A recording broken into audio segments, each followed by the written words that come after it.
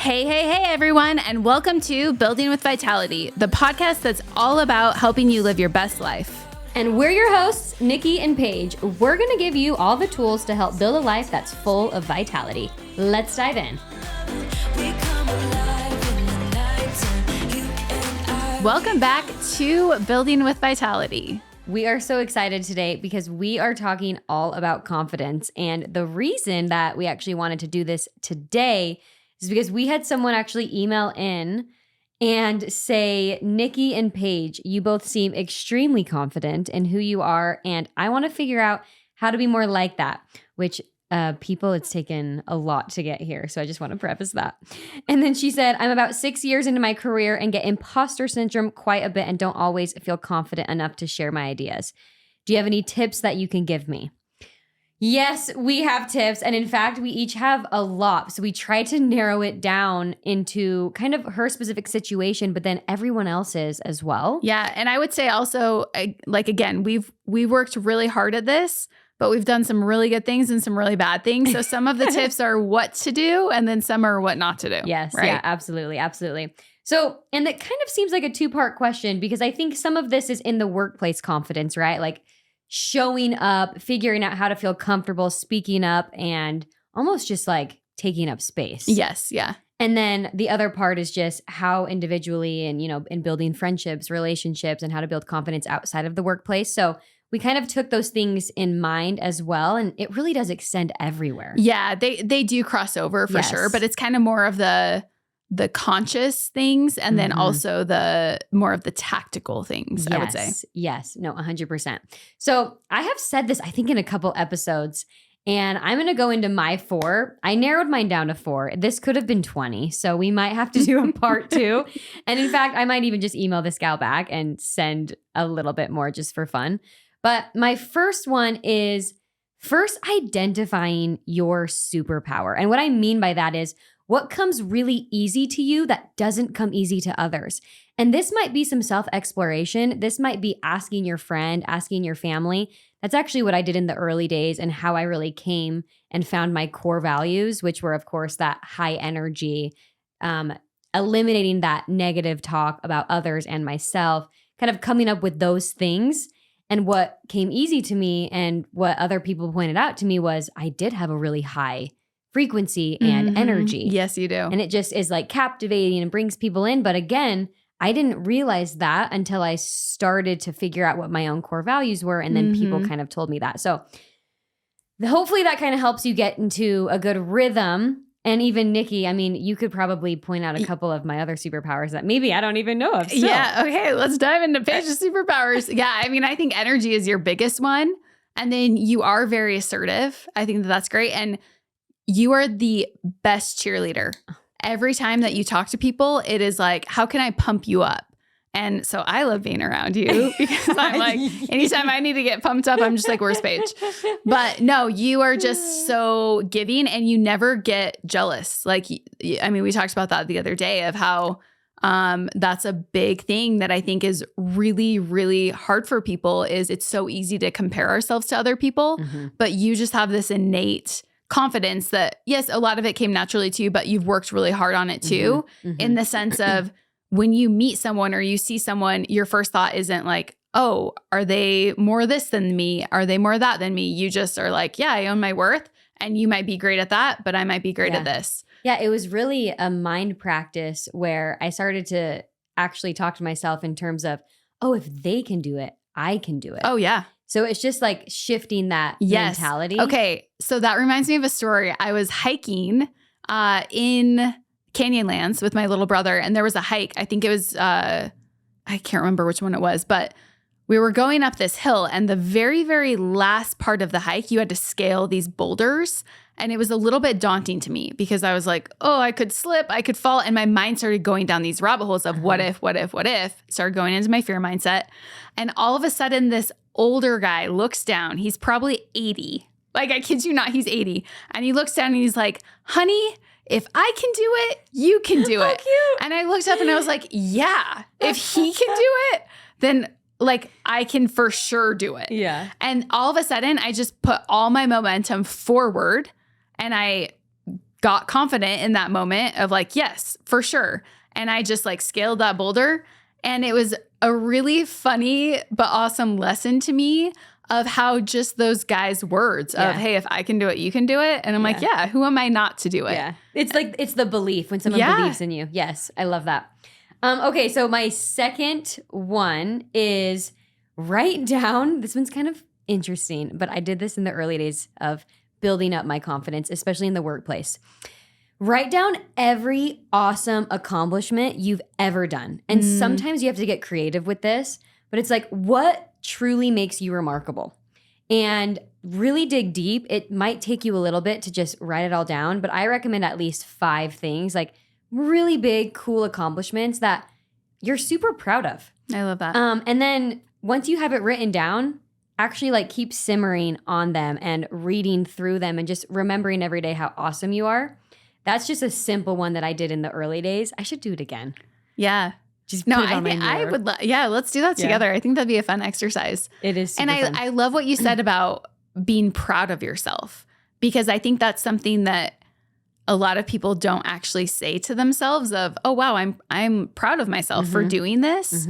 And it's just like if a friend were to say to you, like, I'm so proud of you for working through that or for doing that, you're like, yeah, thanks. Yes, Like, but a lot of times we forget that that's important to think that of ourselves of what are we proud of? What makes us proud of ourselves? And like what's something so cool that I did that no one else did? Like I put in hours and hours and hours on this one thing and like look at the outcome. Look at the return on that. And it's not in a cocky way. Like that's the thing is there's a difference between cocky or confidence. I feel like cockiness is I am better than you. Confidence is I own my worth and I don't need to compare myself to you. Yep. No, absolutely. I think this also helps overcome some of the self-doubt as well, where it's like, okay, I did that. And then through competence, it compounds and then you will eventually have that confidence. It just kind of, again, it compounds and it's a domino effect. So the more you can learn, and I know you're going to go into a little bit of that too, the easier you're going to start to recognize some of those things as well. Definitely. Number 3, I look at confidence as an energy. And I know that that is coming from me where I always talk about energy. But truly, when you walk into a room, what do you want to be known for, right? Like what is your personal brand? And once I learned, again, my superpower, I knew that that's how I wanted to show up every day. To be my best self, that meant that I was bringing the energy to every room that I walked in. People could literally feel it, right? Yeah. No, when you're around Paige, you can feel her energy for sure. For better or for worse. I do like the quote, confidence is the best outfit, rock it, own it. Yeah. And it's true. It is like literally something that exudes from people. Yeah, absolutely. Absolutely. So in terms of that, this is where I recommend going back and actually writing down who you want to be, like almost reinventing yourself. What is that person that you want to be known as, right? And so whether that's words you're choosing or it's a personality trait like this energy or whatever that is, write it down and then literally reinvent yourself, right? If you want more confidence and you want to become a different and awesome, best version of yourself, you got to figure out what that even is so then you can begin visualizing it. And then once you start visualizing it, then you become that.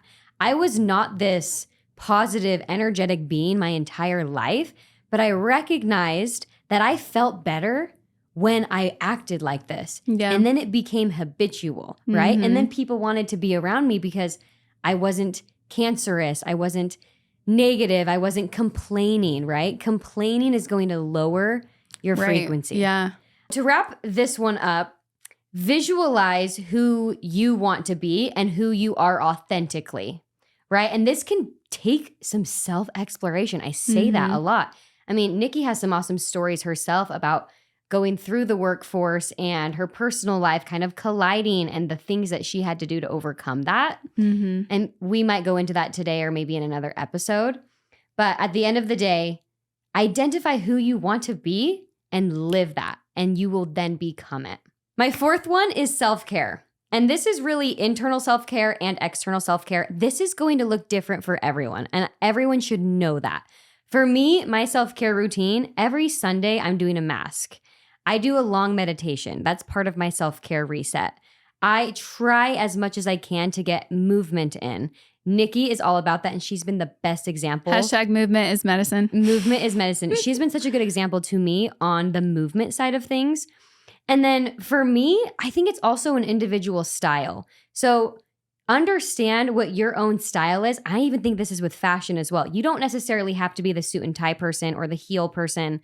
But when you're trying on clothes and going shopping or whatever it is, what makes you feel good? Yes, I love that. Like, yeah, what is makes you it? feel your best self? I mean, I have someone who was very close to me, and they're like athleisure every day. Mm-hmm. Go to the office in athleisure. You Wait, put you're them on a talking about sales me? call.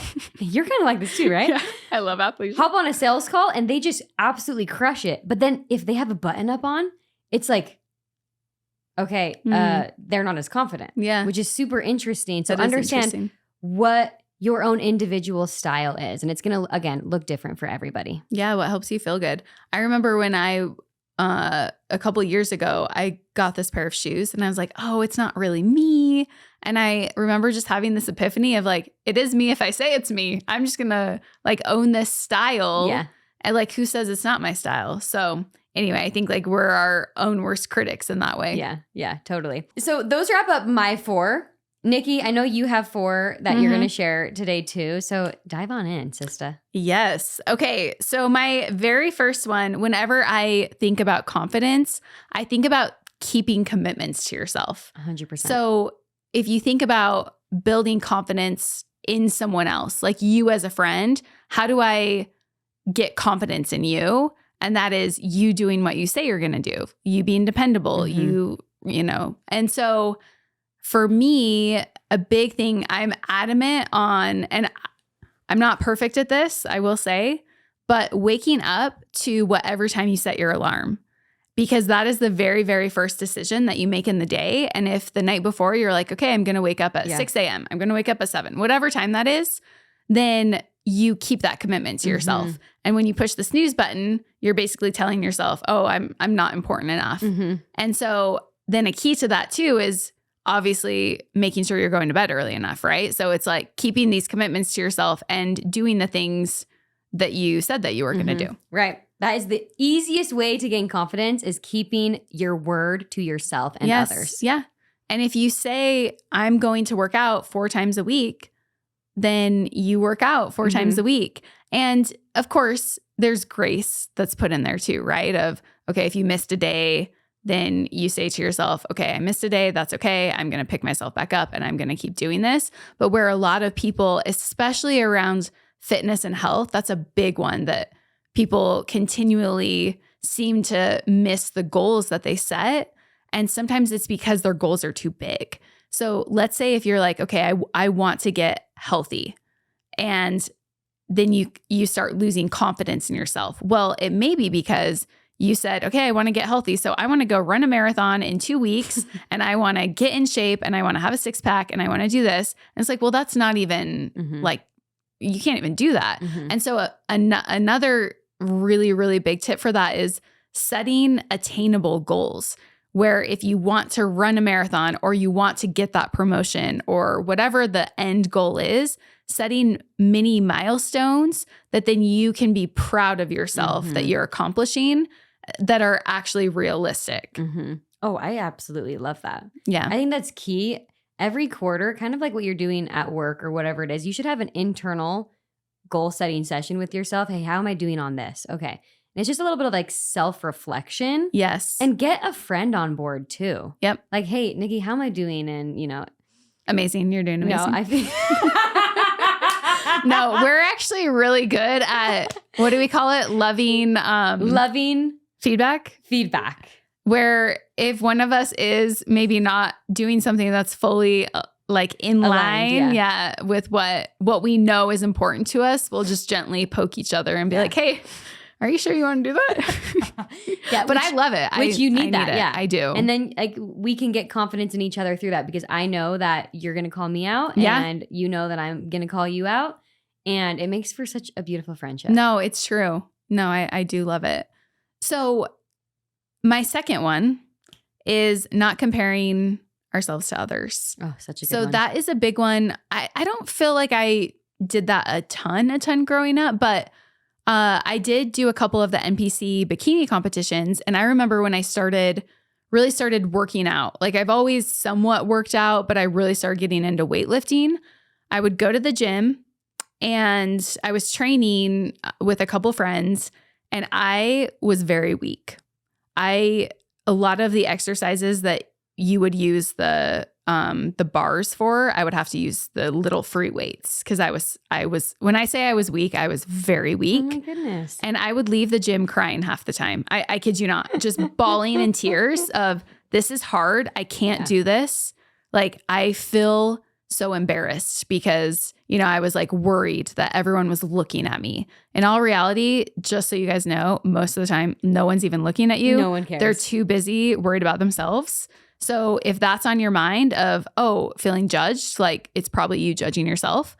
But that goes to, I remember seeing women at the gym and I was like, oh my gosh, they are so this, they're so that. I'm so far away from that. And I was focused on, I'm so far away from that.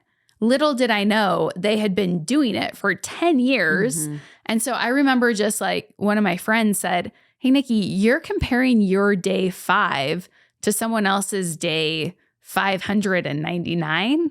And I'm like, yeah, that's a very unfair comparison because I'm just looking at that one thing, like their fitness, And so when I just shoved that out of my mind, which that takes practice. It's not like one day I went and I was like, okay, now I'm all of a sudden not comparing myself to anyone. It was like when those thoughts would come into my mind, I would take that out and I would start thinking about something good about myself. So I would replace the comparison thought with a positive affirmation to myself. So instead of thinking, oh, I'm so far away from like that girl and how strong she is, I would think, wow, I improved by 5 pounds today doing this exercise. Good job, Nikki. You know? It's like focusing on a different thing because whatever you put your energy on and your focus on, that is what's going to dictate the outcome. What we see depends on what we look for. Yeah. And so that, I mean, just like you said, of looking for our superpowers, if we are continually focused on other people or our faults,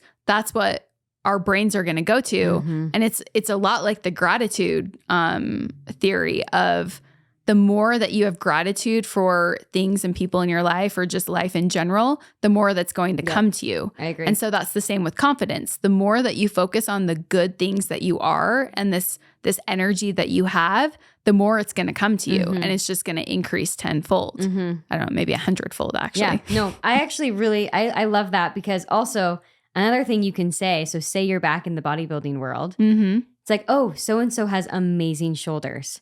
That is awesome. I want amazing shoulders, right? I want that promotion. If so-and-so can have the promotion, I can have the promotion. Right. Or if so-and-so can start a business, I can start a business versus the envy that some people can get of, so it's just a different way of looking at it. Yes. And then it trains your brain to think, I can do that. No, exactly. It's just like the old guy on the hike, right? Of like, geez, if he can do it, I can do it. And that's the same. Shout out, whoever you are. Thank you.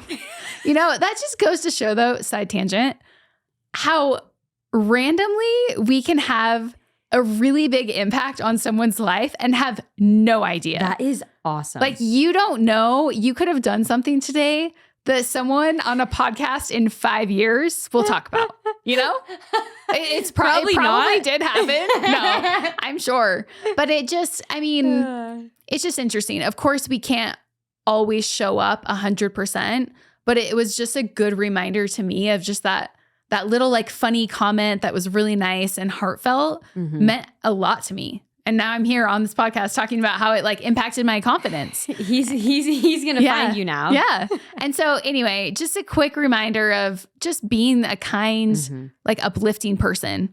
And so that's actually one of my next tips is to be around people that believe in you and that help instill that confidence within you.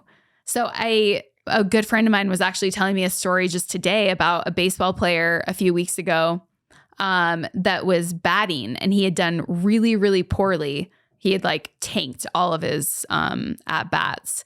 And so the crowd, he was on the Phillies team. I don't know the name of it. We're really big baseball fans. We're really big baseball fans. Anyway. So he was at bat and the crowd started booing him and he just kept tanking. Crowd kept booing. And then I guess this famous podcaster was like, hey guys, like next time he comes to bat, let's all cheer for him. And so the whole crowd started cheering for him. And he, after that, like every time he would come to bat, they would cheer for him. And he ended up like becoming the top in the league, I think. That is so cool. Yeah. And it's cool because he had it in him all along, but it just took an outside force to remind him of what he already was. Right. And so for me, like I've tried, especially in my work life and in my friend and family life, to try as much as I can to uplift people and to remind them, hey, you're awesome. I believe in you. Yeah. You are this. And a lot of times, like people do live up to that because it's like, well, yeah, I have confidence that you are that. So of course you are.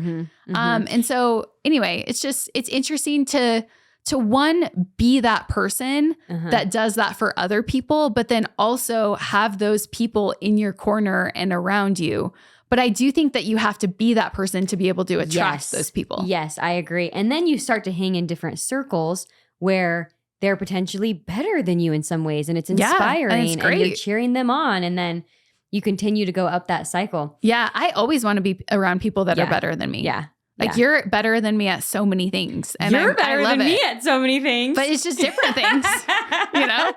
It reminds me too of, I was chatting with one of our other founder friends, and he was saying that he likes to give people these crazy high titles because when they have like, say, a VP title or whatever it is, they end up rising to that occasion. Yeah. That's really interesting. Isn't that really interesting? I'm like, yo, why are you making this guy a VP? Like he's like some little schmuck, right? Yeah. Just like a young dude. And he's like, the second that he gave him that VP title, he started crazy chasing after all of their revenue goals and targets. And he started doing more self-development. Like it just made him tap into a different version of himself. Wow. And he rose to the occasion. That is really cool. I was like, yeah, it makes sense. I should have become VP a long time ago, everybody. When I know. when like, you know what I mean? Yeah. You just wonder what would have happened if you would have given your employees different titles back in the day, right? Yeah, because I mean, there are some CEOs out there that are like, oh, titles are stupid, you know? But I disagree with that. I agree with your story of when you instill confidence in people and like give them that mantle. I mean, a lot of times people do just want responsibility and to feel valued. Yes. And so they'll rise to the level of value that you're instilling in them. Yes. Yeah. Yes. So my fourth one is doing hard things and challenging yourself. So a big one for me, the first thing that comes to my mind when I think of that is lifting weights. So there's so many physical benefits to lifting weights. That will be a whole other episode that we can dive into of the science behind that. But when you are actually at the gym lifting something heavy, especially in the morning, you're like, oh my gosh, I am such a freaking badass.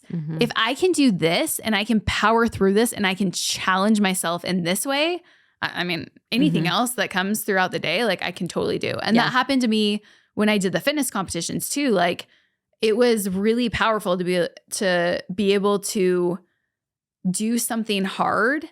And that was a time and a season in my life. You mentioned something about going back to the bodybuilding world. I will never do that again. I have so much respect for people that do. But it was really awesome to be able to do something hard, prove it to myself, and then translate that over into every aspect of my life. Totally. And so I think when we go to school and we grow up, there's always these milestones, right? Of like, okay, I'm working toward this. I'm working toward that. And then once we finish college, maybe you're working toward a master's or whatever that looks like. But a lot of times there's nothing that we're actually working toward, like challenging ourselves. And so I always try and have something in my life that I'm working toward or challenging myself with.